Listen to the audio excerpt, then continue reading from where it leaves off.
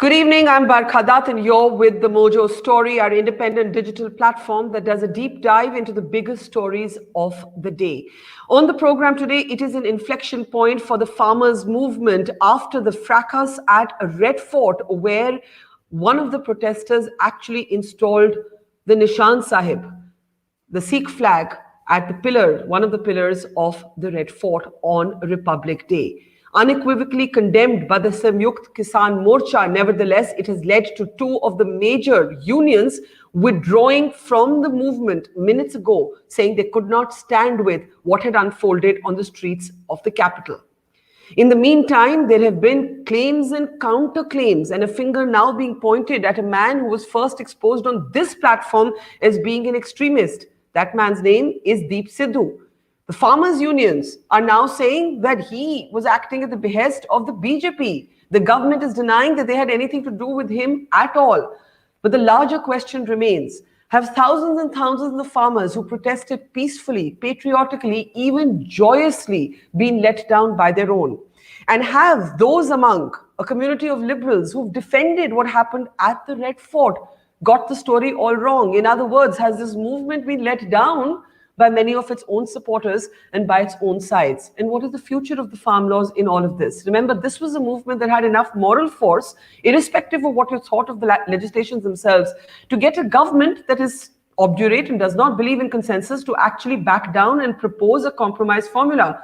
The farmers rejected that. Were they wrong to do so? Was that the fatal error, the fatal strategic error of the farmers' movement? To make sense of the very painful developments of the last 24 hours, because no matter which side you're on, they have been painful for the country and for the Republic, let me introduce our panel today. We're joined by Tavleen Singh, who's of course a columnist, a senior journalist, and someone who's known to not pull her punches. We're joined by Sherbir Panag. Sherbir Panag is, of course, a lawyer, has been a supporter of what the farmers are standing up for, but has often been critical of certain aspects and certain voices emerging from this movement, and has often been criticized by several liberal compatriots for that. We're joined by Mihir Sharma. Mihir Sharma is one of our best-known columnists and thought leaders, and is also with both Bloomberg and the Observer Research Foundation. Welcome, Mihir. And we're joined by Avik Saha, who has been at the helm of this movement, the farmers' movement, for very, very long, and represents, the people and the people on the ground who've really been working and speaking with them. As the program goes along, we'll have other voices joining us as well. I want to start with you, Avik. First responses. Obviously, we saw very unequivocal condemnation as well as disassociation with what we saw happen at the Red Fort. But as I was watching it, the one thing that I kept saying was, oh my God, this is going to be the death knell of this movement, because it's taken away the moral force that actually kept this movement going for as many months as it has. Avik, as two of the unions pull out, do you believe this movement can still hold, or is this now the end of the protest movement? The two unions that have pulled out are VM Singh and BKU Bhanu. BKU Bhanu has been taking a separate line from the movement right from the beginning. They went to Supreme Court when the farmers' organizations decided not to go to Supreme Court. And VM Singh is the person who has been playing rookie with this movement right from the beginning. He was the convener of AIKCC, which I represent. And he sent out such a lot of wrong statements, wrong messages. He even called off this 26th November Delhi Chalo call. So this is the nature. I just wanted to bring this up so that everybody understands who are the people who've pulled out. They were never with the movement. On the other hand, yes, what happened yesterday was extremely wrong. But this gives us an opportunity to understand also that those who claim to be with the movement may necessarily not be doing things which are good for the movement. This movement is peace, and more peace as we go along. Those who did those heroics and adventurism yesterday have damaged the movement, have hurt the movement. The Samyukt Kisan Morcha is meeting as we speak. I'm sure this meeting will be very, very long, and we will clean up the entire act. But the movement will not die, simply because the movement represents too important an issue for it to be diverted into violence, for it to be diverted into heroics, for it to be diverted into even inside divisions. This movement will now gain from strength. And Barkha, one last thing. We also tend not to focus on the rest of India when we speak of Delhi. The movement, Yeah. these parades all over India yesterday showed everyone that there is widespread need for these laws to be repealed and laws to be enacted which actually work for the welfare of farmers. So, no, Okay, I don't respect to the movement. you've said a couple of different things. One, you said, Avik, that the two unions that have pulled out never stood as such with the movement in a way that is meaningful to the movement. You have disassociated with what happened at Red Fort, but you say that the movement is not just about the capital city.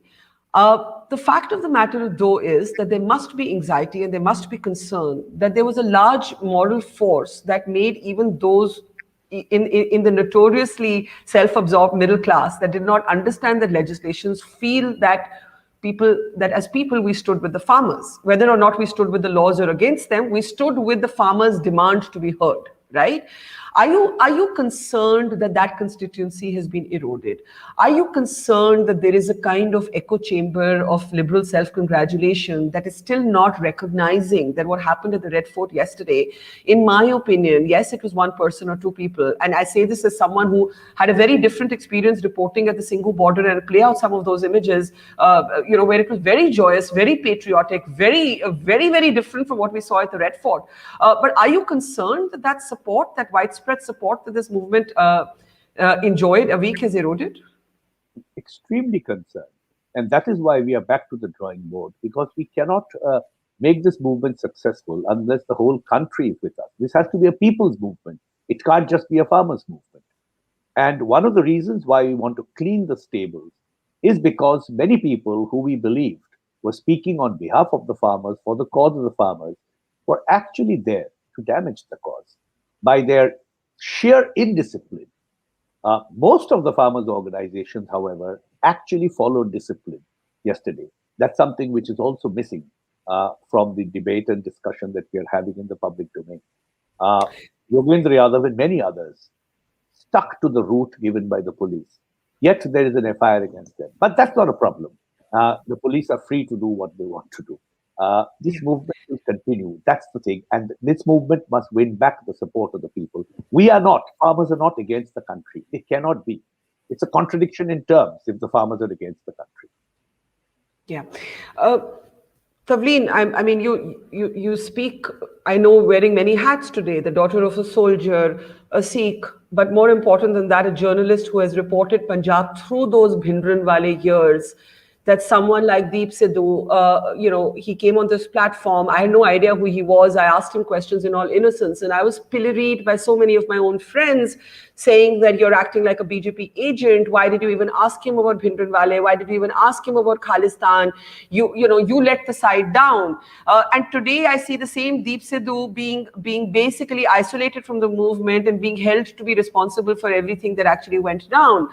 As somebody who knows Punjab like the back of your hand through its worst years, what do we make of what we saw at the Red Fort? And yes, of course, it's not fair to smear the entire movement with that one brush of that single image. But unfortunately, this will not be the first movement that has been let down by both machismo and the mob that loses control. For a start, it's not about Deep Sidhu.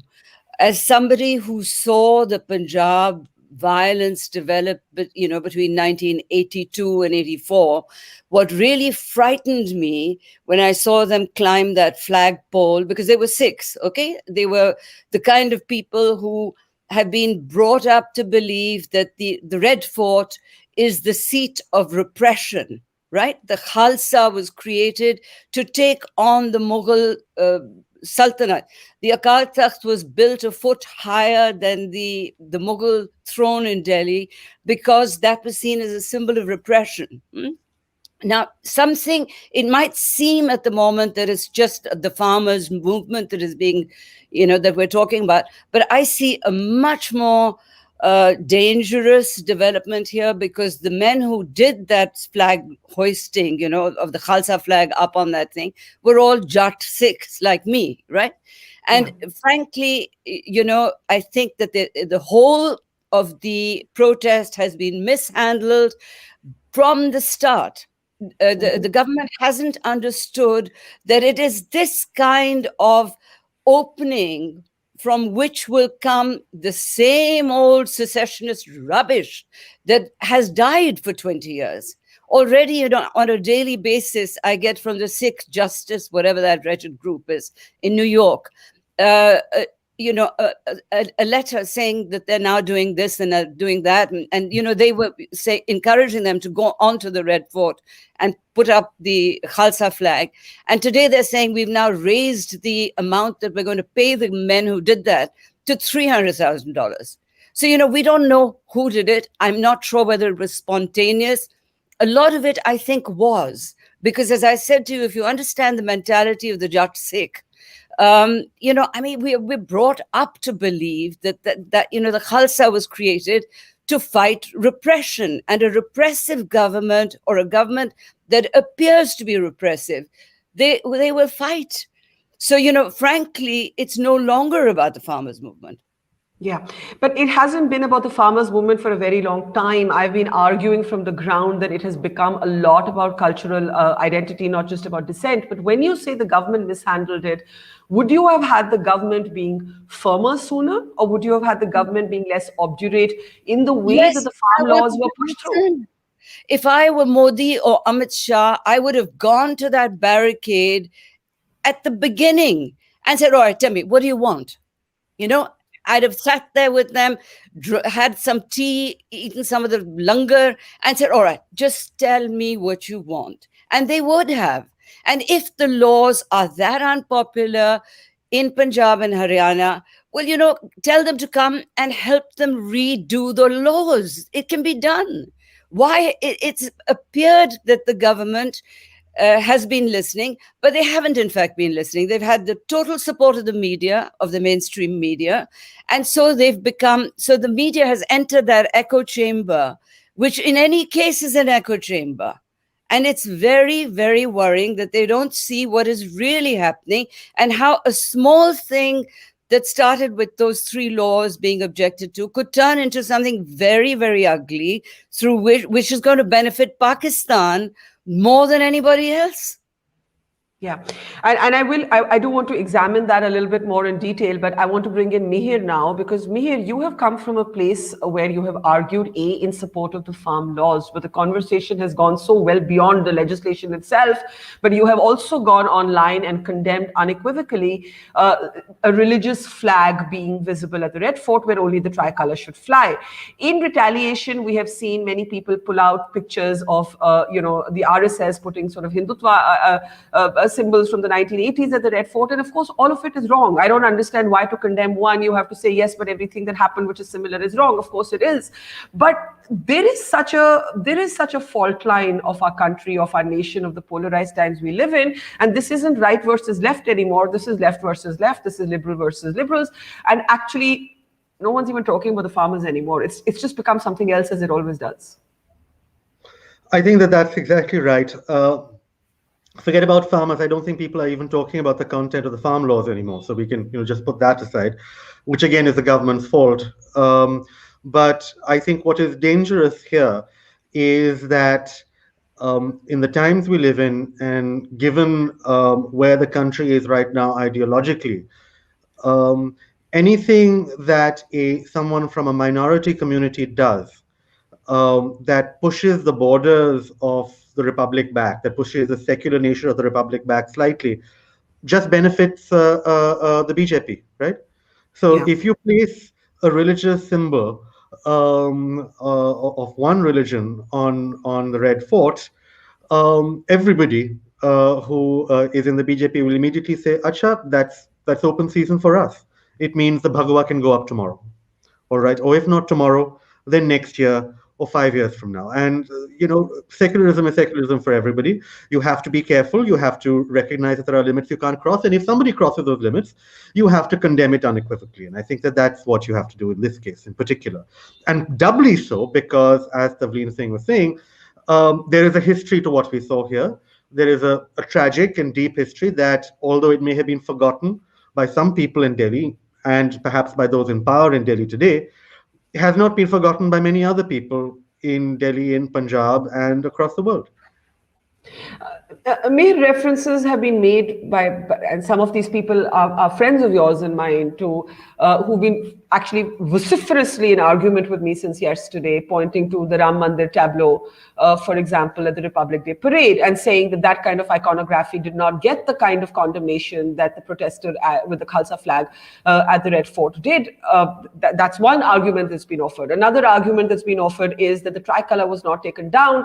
What is wrong? There should be a rainbow of flags at the Red Fort. This kind of liberal romanticism, I say this as a liberal. I don't know what the word means anymore, but I say this as someone who would be identified certainly not as right-wing.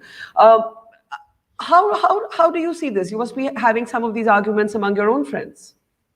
I think that first, nobody put up a rainbow of flags, right? And India being India, regardless of how many flags you put up, I'm sorry to tell you, unless it's just the national flag, you're still excluding somebody. All right, we are we are exactly that diverse. Exactly. But that's not the point. The point, and nor is it the point that the state government of Yogi Adityanath is obviously going to try and push as many borders as possible, break beyond as many barriers as possible, and push in as many buttons as possible. You have to be consistent. Say yes, we know what you're trying to do, and it will not stand, and it's not a good idea. That said, something about scaling a fort and raising another flag has an element of if you don't feel it viscerally, then I can't explain it to you. All right, this is a stronghold, and it has been scaled, and another flag has been put on it.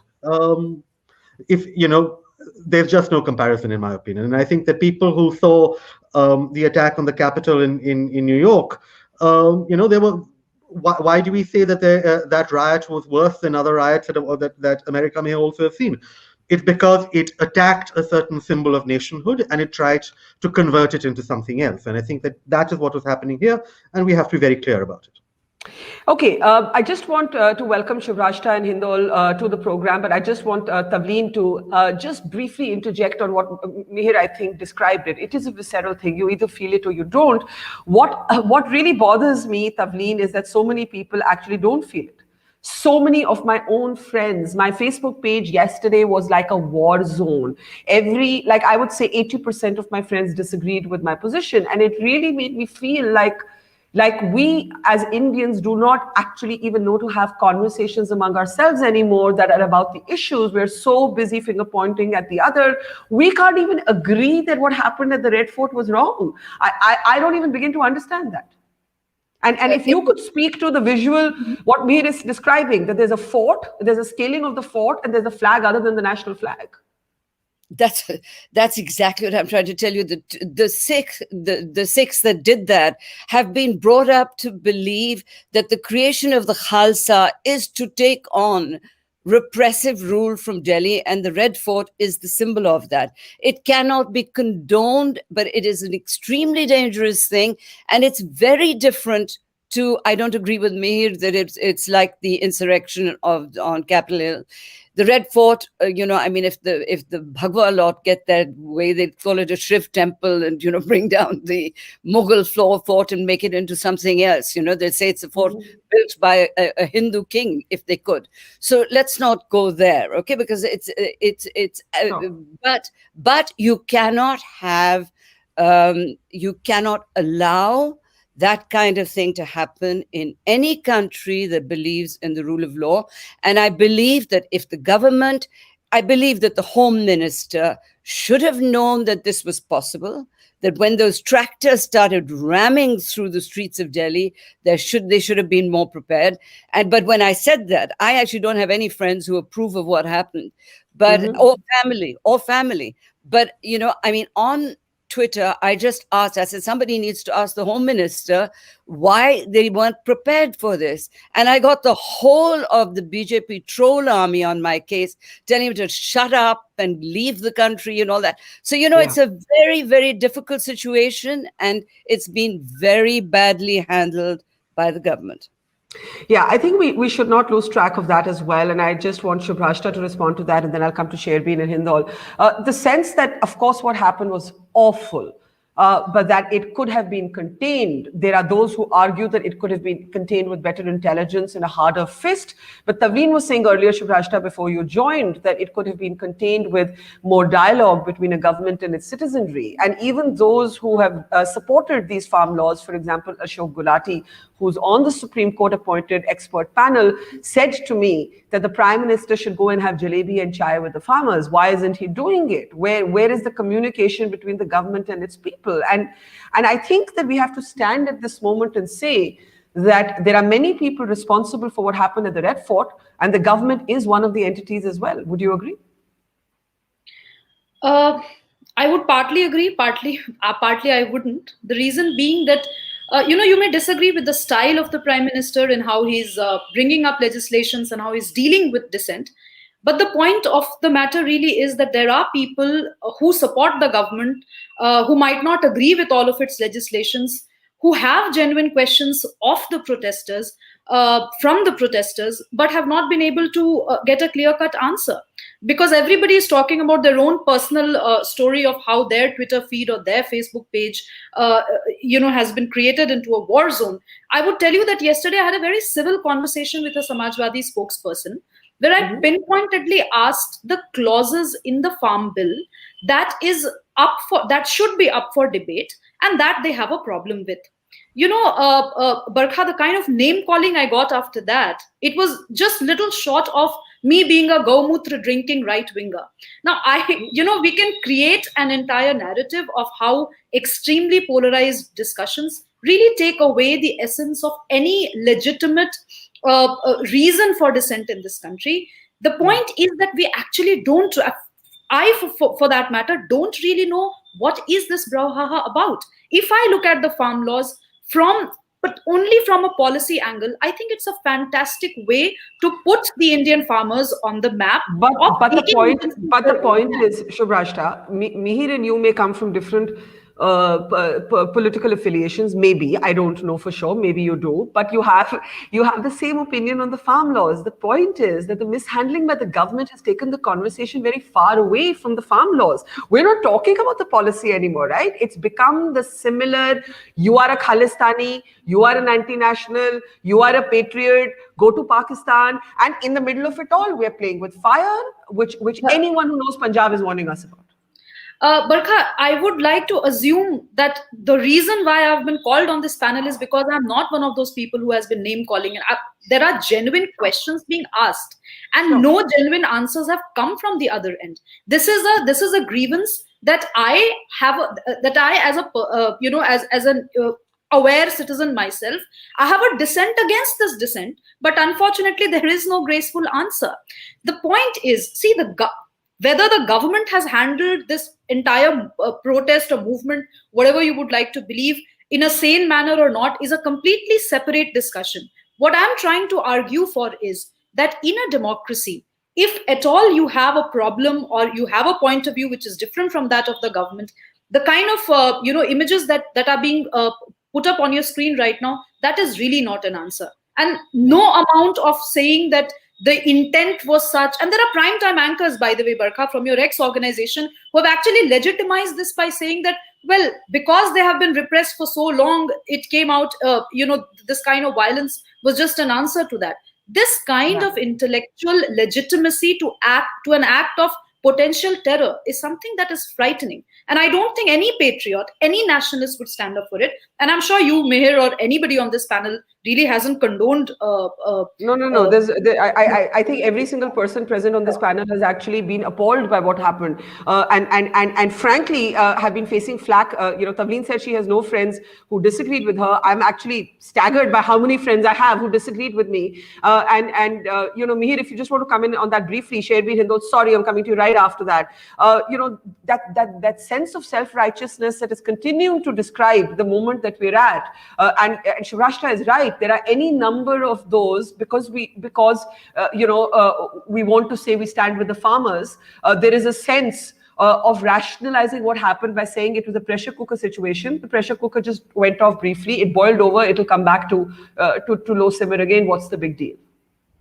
Mihir? Well, if it comes back to low simmer again, wonderful. We can again maybe start talking about policy, but in the interim, let us, I think it's perfectly fair to condemn what happened. Not is it perfect, not only is it perfectly fair, it's important to condemn what happened. If somebody crosses a line, remind them where the line is and condemn them for crossing it. If they go back across the line, talk to them. I think that's Yeah. that's how Yeah. this works. That's how lines are maintained in a democratic polity. So what's really tragic is the binaries that have trapped our conversation. And Sherbir, you experienced some of this, right? You experienced some of this because you supported the farmers, and then you saw what Deep Sidhu said. He was, by the way, dropped from the stage by many farmers' unions. That needs to be recorded as well. It's not that he was embraced as their leader, but the fact is he was still hanging about, and now everybody's pointing fingers at him. Sherbir, as a lawyer, as the son of a soldier, as a Sikh, and just as an Indian. Go ahead. Let me just unmute you. Sorry, go ahead. Yeah. Sherbir, you're muted at your side, I think. Just unmute yourself. Sure. Yeah. Barkha, I think there's a deep sense of frustration that everybody on this panel has spoken of the binary that's gotten created. And I think we're all fed up with this two wrongs makes a right. And we are fed up with, at least I am, of this entire narrative that's appearing about unjust laws deserve any means whatsoever, including breaking the law to meet ends. I think before I get down to Deep Sidhu and what the disservice that he's done and his fringe has done and a fringe associated has done to the movement, I think there are three important statements to make. First and foremost, the violence that happened yesterday must be denounced unequivocally. There are no ifs, there are no buts. There is no right to arson. There is no right to destroy property. There is no right to violently attack policemen. Yeah. Number two, unequivocally, we need to come to a consensus that the symbolism of another flag other than the tricolor on any national monument is a great disservice to the country, whether it's the Sikh flag or any other flag. This needs to be unequivocally denounced. The third part, which goes to the police handling, the lack of intelligence, the manner in which the police responded to this. A deep investigation needs to go into this. Police excesses cannot be ignored. For every image of farmers attacking policemen, there are equal images and equally disturbing images of police excesses.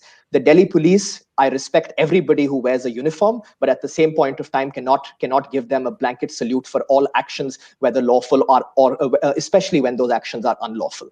An inquiry, an independent inquiry to uphold the institutional integrity of the Delhi police is necessary as far as this is concerned.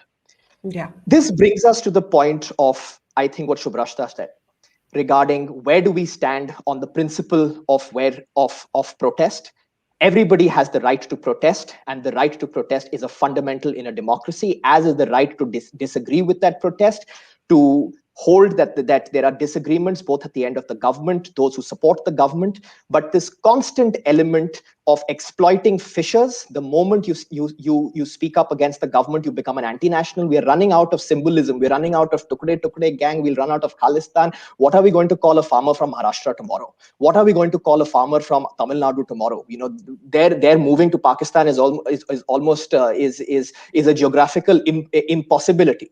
So this constant narrative of labeling has done a considerable amount of disservice, and in a delicate situation like Punjab allows for fissures that relics of Punjab's past, especially those who live outside India, in the United Kingdom, in Canada. I think Ms. Singh spoke of one such organization that hold on to this romanticism about Khalistan, who hold on to this romanticism about a Sikh identity that's not hyphenated with India. We enable them to exploit those fissures.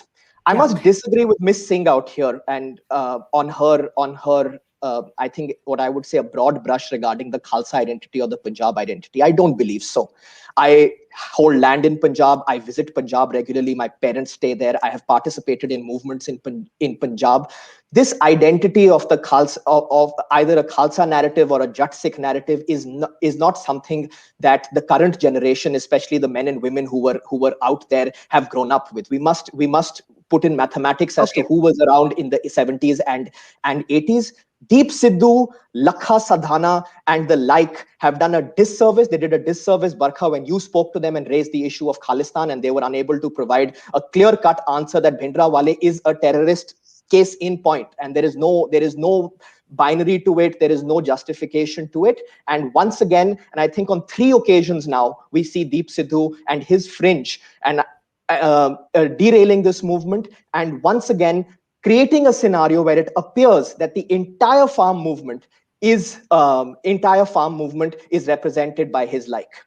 Okay, you've said a lot of really important things, and I want Tavleen can respond, but I want Hindol to come into the conversation, because one of the sort of compelling things about what Sherbir has just done is that he has transcended any labels of right wing and left wing. Like, you listen to him, and there is no sense of that easy, lazy, ideological labeling that we're all guilty of, and we're also both perpetrators and victims of.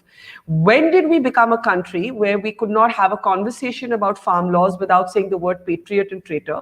When did we become a country where the liberal name calling has been almost as ferocious as the name calling by the right wing? Hindol, I want to bring you in now. Go ahead. Barkha, may I just say to begin with that who is doing this labeling? You traveled across the length and breadth of the country. I have traveled extensively during the lockdown, and now I continue to travel. I actually feel, may I just say today, that I actually feel this labeling of right wing, left wing is mostly based on social media. It's a bunch of people who do this constantly. And we, by bringing in that element into every debate, actually somehow, sully the nature of debates. The average Indian doesn't necessarily think in this manner. We assume that they do. And there is no statistics to prove that everybody thinks like this. We assume because our friends, so-called, or our enemies, so-called, think like this. That's why everybody's thinking like that. That's number one. I don't think it's true. Number two, I want to take off on what Sherbir was saying. He said this romanticized idea of a Khalistan. The people in Canada and the people in England and so on and so forth who believe in Khalistan are not romantics. Please. I was living in England when the two attacks happened on the Indian embassy in 2019. Those people are not romantics. There is no romantic ideal in their head. They are bitter insurgents who want and who are financed by, and we can go into who finances them. But please do not paintbrush them as innocent romantics. They are not innocent romantics. No, I don't think he was saying that. I think he was saying that there are groups outside India that have this romantic notion. He's condemning. He's not saying that. He's saying the opposite. Which group outside India which has this notion and are financed by nefarious organizations can be called to and can be said that they have a romanticized ideal? They don't have a romanticized ideal. They have an insurgent ideal. They have a clear-cut point of view which is financed by certain countries, financed by certain But groups. do you think, Hindol, do you think, just in the way, I have gone mad trying to say that there is no one protester and there is no singular truth. Yeah, and I do not understand why, as intelligent people, we find it so difficult to understand that there are many protesters in this farmers' movement, that if Deep Sidhu was an absolute, not just idiot, but a kind of dangerous separatist voice, then there are not an equal, but there are thousands and thousands of farmers I met who are proud patriots, who wore that tiranga like a badge. The problem is our propensity to broad brush everything. We have no capacity for complexity anymore, no capacity for inconvenient truths.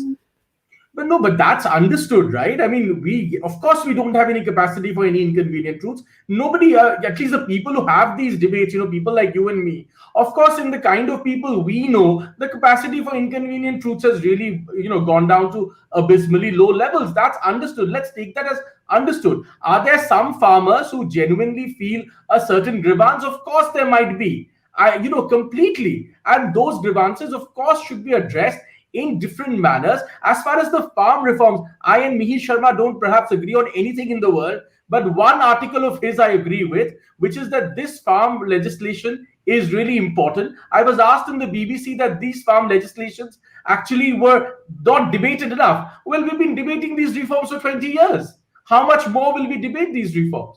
So there might be some, I completely grant the fact that there might be some farmers. And I said on Twitter yesterday, and I said on the BBC also, there might have been people who genuinely felt that elderly farmers braving the North Indian cold, and many of them perhaps with a genuine grievance, should get redressal of some kind, should get a conversation of some kind. That's the nature of negotiation of a public policy debate when there is a protest. But it is also the nature. It is also.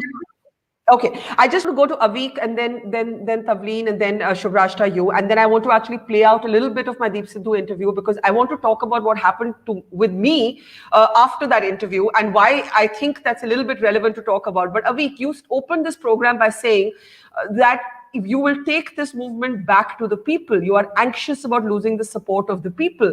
What do you realistically see as the future of this movement? And two, where do you think the strategic error was? Because this government that never blinks did put a proposal on the table. And that table was, let's put all of this on hold, right, for X number of months. And let's take this to a panel and let that panel decide what needs to be done with it. So actually the farmers achieved what India's political opposition cannot. It got the government to back off. It got the government to blink. Looking back, do you think that it was a completely fatal error to not have accepted that offer? No, it was not an error. First, where did we go strategically wrong? Yeah. Our strategic error was to aim for broader unity at any cost. After yesterday, we realize it must be unity for a cause rather than at any cost. That's where we went wrong. People like Deep Sidhu are not the only ones guilty. There is no harm in putting it out in the public domain that many of the farmer leaders articulated in a manner which was not correct. They actually damaged the movement. Now, what do we expect from the government, and why did this happen? The government was always negotiating in bad faith. I know it's not civil to say all this on national television, but the government's behavior right through has been one of government, or rather BJP versus farmers.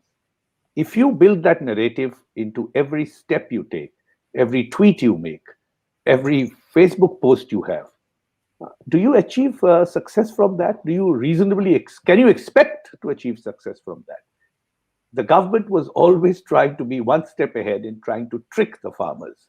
I mean, Hindol can say and feel what he does, but the fact is, the prime stakeholders in this important legislation for reform were never consulted.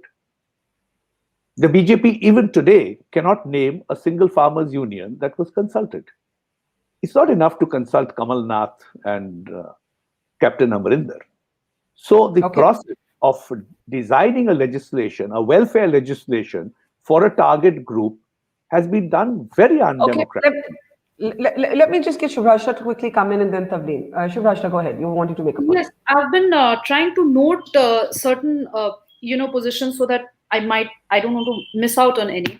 First of all, you've really raised a question on the future of this movement, Barkha.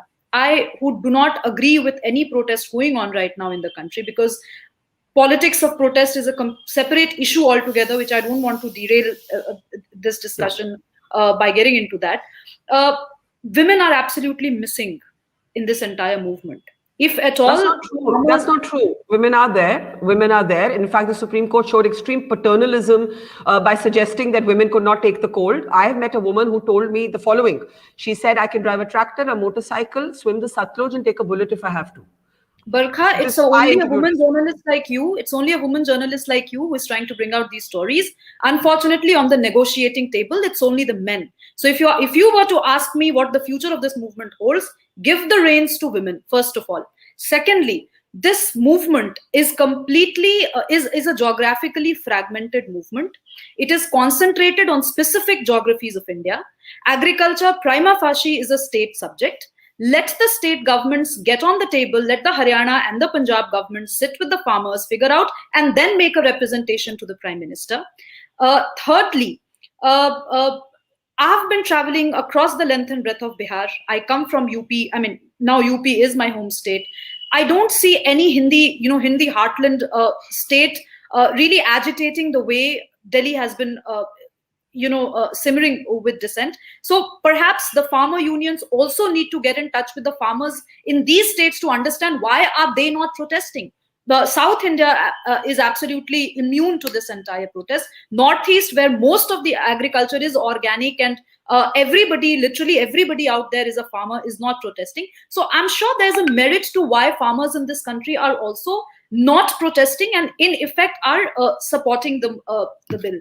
The last point which I want to bring to the table, Barkha, is that if at all this movement does not want to fizzle out, like the anti-CAA protest fizzled out after a point in time, the farmer union has to give in writing what is it that they want. They can't, unfortunately, Barkha, and I know I'm taking an uncomfortable position, in a democracy, when two houses of the parliament, after due discussion, passed a bill, the president gave an assent.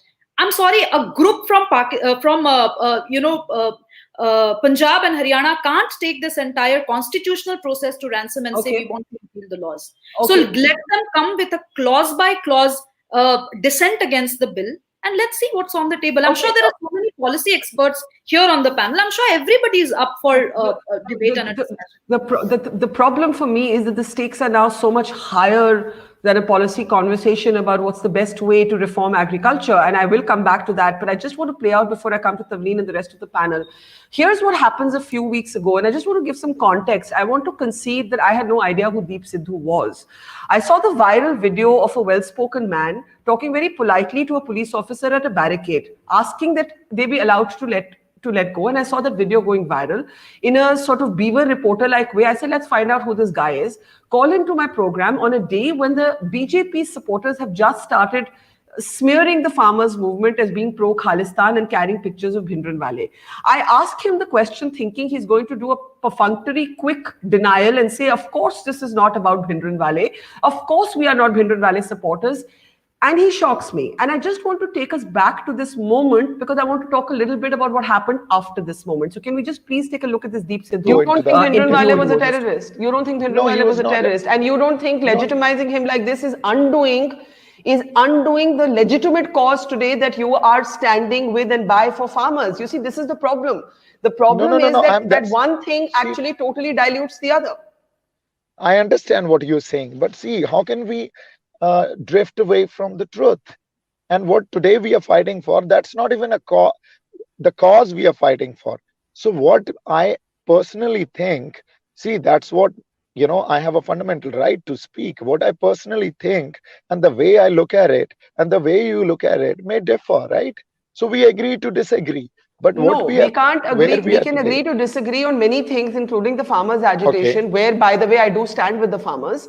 But we can't disagree on an empirical fact that the Prime Minister of this country was assassinated by terrorists who wanted a separate country for Sikhs, that Punjab was scarred by that there was a golden temple, a beloved place of worship to all of us. I'm a Punjabi, that was occupied by terrorists. And that was sullied by terrorists like Bhindranwale. And, I had expected you to do an unequivocal condemnation of this terrorist and what he stood for. And instead, I'm seeing a rationalization and a justification, which I think is diluting and undermining the cause that you have stood for. And you are fighting the cause of farmers by confusing your own. I'm actually not sure what you're saying about Bhindranwale. Are you saying that Jarnail Singh Bhindranwale was not a terrorist? Because then I'm saying that. Now, when this interview played out, literally every liberal friend I had said that I had acted as a BJP agent and betrayed the farmers, and that this was irrelevant, and this had nothing to do with anything. And why had I asked the question? And I had asked the question like a reporter who had done her homework, saying, oh, this is what they're being accused of. Let me give them an opportunity to say, oh, this is, of course, bunkum. Now, Sherbir, I want to bring you in and then Tavleen, because I know that you spoke about this interview online and then all hell broke loose for you as well. I think, Barkha, in terms of your asking the questions and your being able to, and not to defend you or sort of defend the interview. I think the interview asked the right questions, and the interview, more importantly, it was for the ball was in Deep Sidhu's court to put across his view, and he did put across his view, and that view is a fringe minority view that doesn't have mass resonance in Punjab. And I think that's the bottom line. And I want to respond to what Hindol said. When I refer to the romanticism, I don't think any of us are ignoring the fact that there are several elements involved. There is an insurgency aspect. There is mistruth spoken about against the Indian state. There is a divisive agenda. There is funding from Pakistan and potentially other countries willing to destabilize India. It doesn't take away any of that. I think the moot point here being that there is no ground resonance as far as Khalistan is concerned. It is a minute minority, and to give it the flavor that it is anything more than a minute minority and a fringe is effectively is disservice to Punjab and is disservice to several others who don't stand by it, and several others who made a very conscious choice to stand by India through thick and I agree with you, but I can see Tavleen itching to just get into the conversation, and I want to bring her in with the caveat that I spent a lot of time after that, Tavleen, saying that the purpose of this interview was not to say that all farmers were Khalistanis or less than patriotic Indians. I just asked a damn question. He could have just given me a different answer. Okay, well, listen, as somebody who actually saw what happened in Punjab before Sherbir was born, let me tell you that until the attack on the Darbar Sahib, there was no support for Pindrawale, hardly any at all. It was the attack on the Golden Temple that began the movement. And to this day, you know perfectly well that in the Darbar Sahib, there are pictures of Pindrawale sold, and it's Sant Pindrawale. If you call him Pindrawale in the Darbar Sahib in Amritsar, they yell at you. Okay, so let's not. What I'm worried about is we're getting lost in the clauses of the farm laws. It isn't about that anymore. What you've stirred up is something much more serious that Pakistan must be delighted about, because they've been trying to get this movement back, to harm India, and particularly after the status of Kashmir was changed. They've been actively working with those wretched people in New York and in Toronto or wherever they are. They are actively supporting this. Now, what we need to do is to calm things down much more than the laws. If whatever you do with the laws, it doesn't matter now. You've stirred up something much bigger, and that has to be dealt with immediately. Get the farmers to go back however you do it. Okay, Mihir, you have argued that not just are the farm laws, of course, beneficial, but that the government must not surrender to them. At the same time, I actually agree with Tavleen that the imperative right now is de-escalation. The imperative right now is to somehow do some sandpapering over these fissures, to buy time to have a conversation in less emotive a context. What would you have the government do, Mihir? I think that the government has offered time, but that offer has been rejected. I think the government should continue to offer time, should continue to offer moratoriums, say, come discuss the specific clauses with us. I think from the beginning, the farmer unions' demands have been maximalist. There wasn't really a sense that I got that they could sit down and say, these are the specific problems that we have. We are concerned about contracts being contract farming being loaded in favor of the richer party, namely the purchaser. We need to find ways to create capacity to ensure that doesn't happen. These were the actual reasons that they had, but there was no sense that those could reasons addressing those reasons could be folded into the larger farm law amendment. And I think that has to change. So there has to be some sense on both sides that an agreement has to be found. Repeal is not going to happen. And I think that we have to recognize, particularly those who are in the farmers' unions at this moment, that what they have also taken a hand in stirring up, is a much larger issue. And just as the government has been, and let's be absolutely clear about this, right? The government has been cooler with these protests than they were with equivalent protests last year, right? Nobody in an why do you think that is? Nobody in an anti-CA protest would have got anywhere near Red Fort, All right. So why do you think that is? Why do you think I that is? don't know. But maybe someone up there is saying, remember, these are people from a border state. All right, and remember what the history of the state is. So this protest has been treated with kid gloves as compared to pretty much any other protest that has come to Delhi in the recent past. Hindol, They were given permission. They were given permission for a march through Delhi on the highest security day. If that's not treating them with kid gloves, what is? Yeah. Hindol? All right. So let's be absolutely clear. The government has gone out of its way to be careful, and I think that has to be reciprocated. Hindol. There are a bunch of reasons why, of course, these protests have been treated differently. One, of course, this is about agriculture. We cannot forget that this is about agriculture, and agriculture remains an extremely emotive issue in this country. It involves millions and millions of people. It has all kinds of emotional context. All of this needs to be taken into context. And of course, it's the Punjab. It is, as Mihir was saying, it is a border state. It has a history. It has a particular context there too. And all of this has to be accommodated. Of course, therefore, I think the government did try to accommodate. And it is unprecedented. When I first heard that on Republic Day, apart from the Grand March past, there would be another tractor rally passing through Delhi, I was astonished. I'm not from Delhi, but we've been in Delhi for 21 years. And it was astounding to me as somebody who's, in a sense, domiciled in Delhi now. But it has been treated in that manner because of the constituency it comes from. And therefore, all the more reason, one of the things I mentioned yesterday to the BBC is, if you listen to Captain Amrinder Singh, even yesterday, if you heard what he said, he sounded like a man who knew what this was going to come to, what was going to happen in this, and what he was afraid of. He made no bones. He was very distinct, very clear. And please remember, Barkha, we have heard Captain Amrinder Singh about the Khalistan movement and other issues related to that issue in his own state assembly. I'm sure you will remember that famous speech he gave in his assembly, talking directly to members of the Pakistani government and to the army. So he gets it, and other leaders in Punjab get it.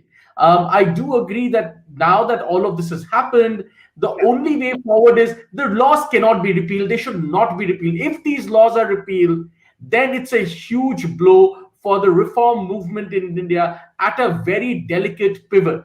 They cannot be repealed. So therefore, a middle ground or a middle path has to be found. Okay, now I'm actually concerned that middle path that was available, that looked visible, may not be available after the developments of the last 24 hours. But I also want to be fair to the voices, the diversity of voices of the farmers on the ground. So since we did play out what Deep Sidhu said, I think it's also important to remember, before we take last comments from all of you, that at the Singhu border, the tricolor, our national flag, was a very, very big part of the language, or the visual language of the movement. And I did ask one farmer, what is the value that this flag has for you? And I want all of you, before we take last comments, to pay attention to what he actually said. Tractor rally और ये जो झंडा है, इसके जरिए आप देश के लोगों को क्या बताना चाहते हैं? मैम, ਅਸੀਂ ਹਿੰਦੁਸਤਾਨ ਦੇ ਲੋਕ ਆ, ਇਹ ਝੰਡਾ ਸਾਡੀ ਜਾਨ ਆ। ਸਾਡੇ ਬਜ਼ੁਰਗਾਂ ਨੇ ਇਹਨੂੰ ਆਪਦੇ ਖੂਨ ਨਾਲ ਸਿਰਜਿਆ ਵਾ। ਸਾਡੀਆਂ 99% ਸ਼ਹੀਦੀਆਂ ਸਿੱਖ ਰਾਜ ਦੀਆਂ ਹੋਈਆਂ ਵਾ। ਇਹ ਸਾਡਾ ਝੰਡਾ, ਅਸੀਂ ਖਾਲਿਸਤਾਨੀ ਨਹੀਂ, ਅੱਤਵਾਦੀ ਨਹੀਂ, ਅਸੀਂ ਸਾਰਿਆਂ ਨੂੰ ਪਿਆਰ ਕਰਨ ਵਾਲੇ ਆ। ਇਹ ਸਾਡੇ ਬਜ਼ੁਰਗਾਂ ਨੇ ਆਪਦੀਆਂ ਖੂਨ ਦੇ ਕੇ, ਕੁਰਬਾਨੀਆਂ ਦੇ ਕੇ ਇਸ ਝੰਡੇ ਨੂੰ ਲਗਾਇਆ। ਇਹਦੇ ਵਿੱਚ ਜਿਹੜਾ ਹਰਾ ਰੰਗ ਆ, ਇਹ ਸਾਡੀ ਹਰਿਆਲੀ ਦਾ ਆ ਜਿਹੜਾ ਤਿਰੰਗਾ ਵਾ, ਇਹ ਸਾਡੇ ਨੌਜਵਾਨਾਂ ਦੇ ਜਜ਼ਬਾ ਦਾ ਖੂਨ ਆ। ਇਹ ਸਰਦਾਰ ਭਗਤ ਸਿੰਘ, ਸਰਦਾਰ ਉਦਮ ਸਿੰਘ ਤੇ ਚੰਦਰ ਸ਼ੇਖਰ ਆਜ਼ਾਦ ਵੀ ਸਾਡਾ ਵਾ। ਤੇ ਤੁਸੀਂ ਸਾਡਾ ਕੱਲਿਆਂ ਦਾ ਨਹੀਂ, ਤੇ ਸਾਰੇ ਹਿੰਦੁਸਤਾਨ ਦਾ ਝੰਡਾ ਤੇ ਤੁਹਾਨੂੰ ਨਾਲ ਲੈ ਕੇ आपको बहुत बुरा लगा होगा जब लोगों ने आपको खालिस्तानी करके बोला, बहुत बुरा लगा होगा। मैं जद ਕਿਸੇ ਨੂੰ ਠੇਸ ਪਹੁੰਚਦੀ ਆ ਨਾ, ਉਦੋਂ ਫਿਰ ਬੁਰਾ ਤੇ ਲੱਗਣਾ ਹੀ ਆ। ਵੱਡੇ ਇਹ ਹਿੰਦੁਸਤਾਨ ਵੱਡੇ ਘਰਾਣਿਆਂ ਦਾ ਹਾਕਮਾਂ ਦਾ ਨਹੀਂਗਾ। ਇਹ ਮਜ਼ਦੂਰ, ਹਿੰਦੂ ਮਜ਼ਦੂਰ ਏਕਤਾ ਸਾਰਿਆਂ ਦਾ ਹੀ ਆ। ਅਸੀਂ ਹਿੰਦੂਆਂ ਦੇ ਵੀ ਆ। ਇੱਥੇ ਹਿੰਦੂ ਵੀ ਆਇਆ। ਇੱਥੇ ਇਹ ਧਰਨੇ ਦੇ ਵਿੱਚ ਪਹਿਲੀ ਵਾਰੀ ਹੋਇਆ ਵਾ। ਇੱਥੇ ਰਾਮ ਵੀ ਹੋਇਆ, ਇੱਥੇ ਵਾਹਿਗੁਰੂ ਵਾਹਿਗੁਰੂ ਹੋਇਆ, ਇੱਥੇ ਉਸ ਅੱਲਾ ਨੂੰ ਵੀ ਯਾਦ ਕੀਤਾ ਗਿਆ, ਇੱਥੇ ਯਿਸੂ ਮਸੀਹ ਨੂੰ ਵੀ ਯਾਦ ਕੀਤਾ ਗਿਆ, ਸਾਰਿਆਂ ਨੂੰ ਯਾਦ ਕੀਤਾ ਗਿਆ। ਇਹ ਤਿਰੰਗਾ ਹੀ ਆ, ਇਹਦੀ ਨਿਸ਼ਾਨੀ ਆ। ਸਾਨੂੰ ਅਸੀਂ ਖਾਲਿਸਤਾਨੀ ਨਹੀਂ ਗਏ, ਅੱਤਵਾਦੀ ਨਹੀਂ ਗਏ, ਅਸੀਂ ਭਾਰਤੀ ਖਾਲਸਾ ਵਾਂ। ਇਹ ਸਾਡੇ ਖਾਲਸੇ ਦਾ ਝੰਡਾ ਵਾ ਵੀ। So he says, just quickly for those who do not follow Punjabi, he says in the end, we are not Khalistanis, we are Khalsas. This flag is a symbol of our life. This flag represents the blood and toil of our ancestors. We come from the land of Bhagat Singh. We stand for Hindus, Muslims, Sikhs and Christians. There is Ram Ram here along with Vaheguru. So this is what he said, and it's important to also, you know, underline and showcase these voices because they're lost in the noise. I want to take last comments. I'll start with you, Shubhrastha. What would you have the government do? I would urge the government to have it in writing from the protesters what they want, because I think there is the time for a civil conversation across the table is no. I don't think, you know, an incident like this should put that off the table. But the protesters have to.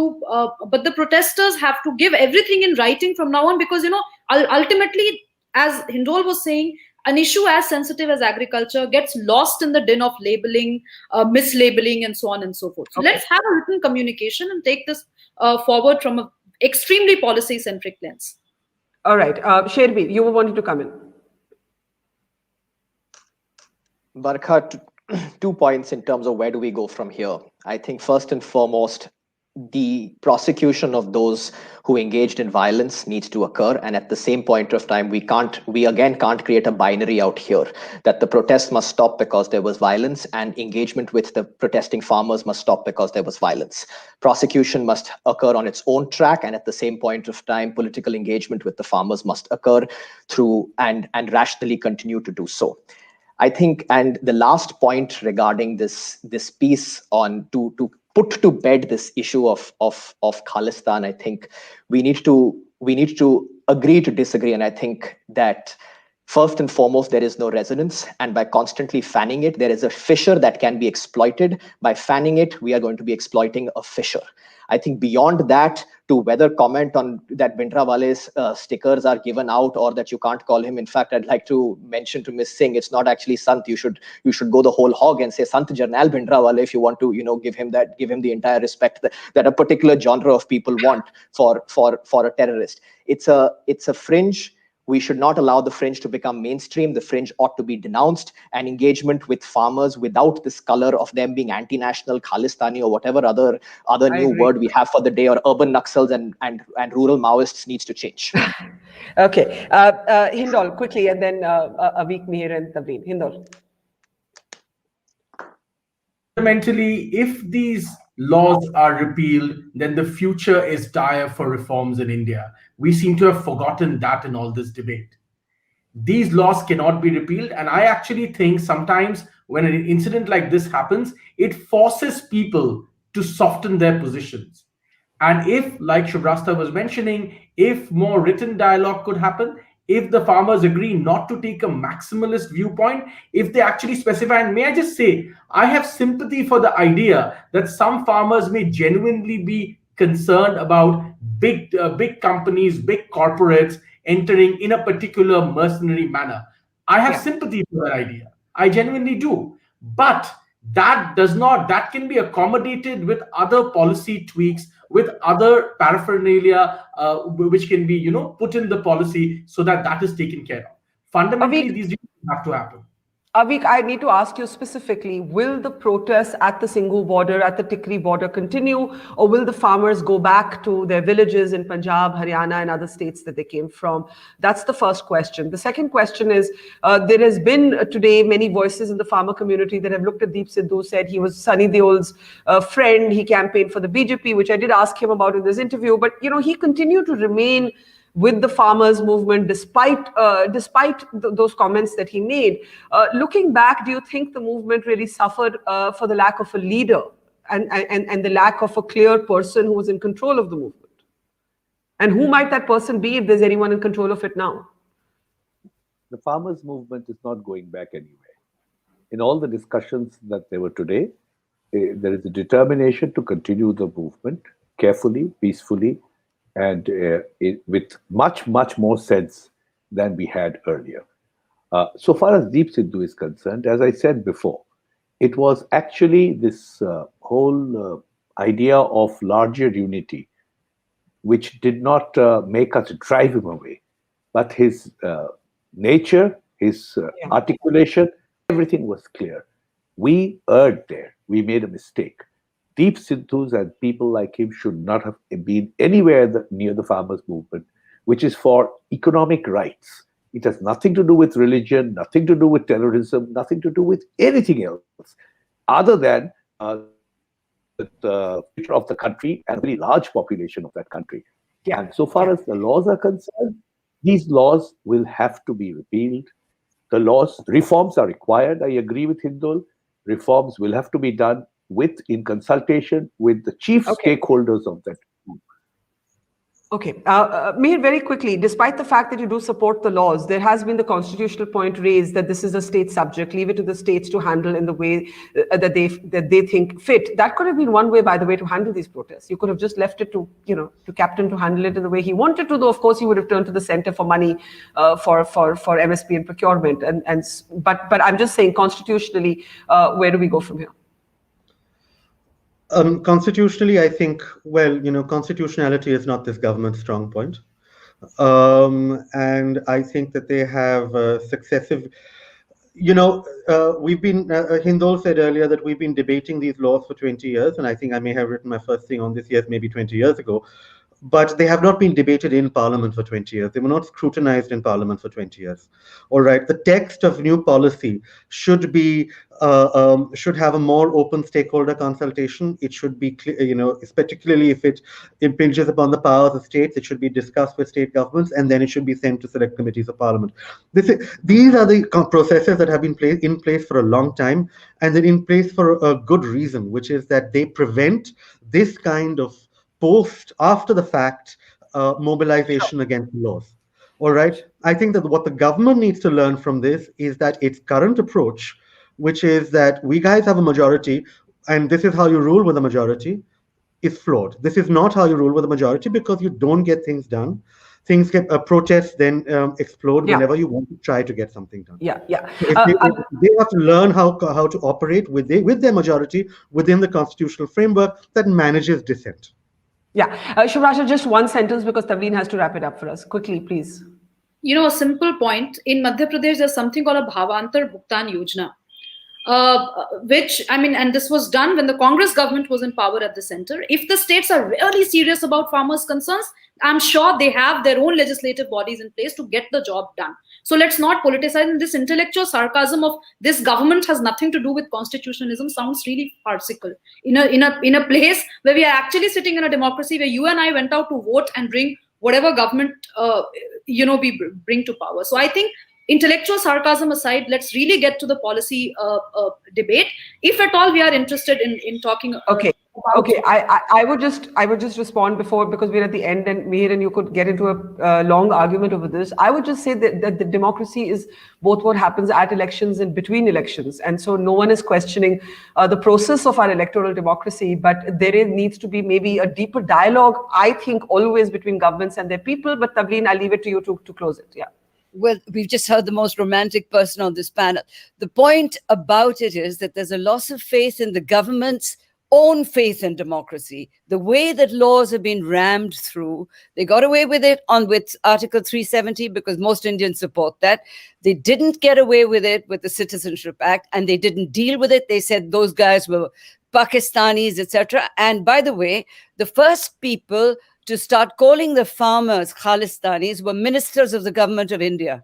Let's not forget that. So for a start, they've got to restore faith in the people, that they have faith in democracy and in democratic methods. And please, let's defuse this situation before it gets out of hand. I see it getting out of hand. And I think that's the health warning, to note that the stakes are simply too high. It's gone well beyond a conversation or a debate about economic reform. And we cannot have Punjab slip back into its past. No matter what else we don't agree on, I think we can all agree on that. Leaving it there, Avik, Hindol, Shubhrastha, Mihir, Sherbir, Tavleen, pleasure having all of you on. We'll continue to track this story. Remember, there's been a lot of he said. Our reporters are on the ground trying to piece together the claims and counterclaims of police action, of who got injured, was there a shooting, was it a tractor overturning, so many questions. And I think sunlight is the best disinfectant. We really do need a lot of transparency and communication and conversation at this point. But for now, we will leave it there, thanking our panel, and see you to our audience. See you same place, same time tomorrow. Thank you and bye-bye. It's great to see you here. Thank you for watching our work. If you haven't subscribed yet, don't forget to click the bell icon and subscribe to Mojo Story and support independent, robust journalism.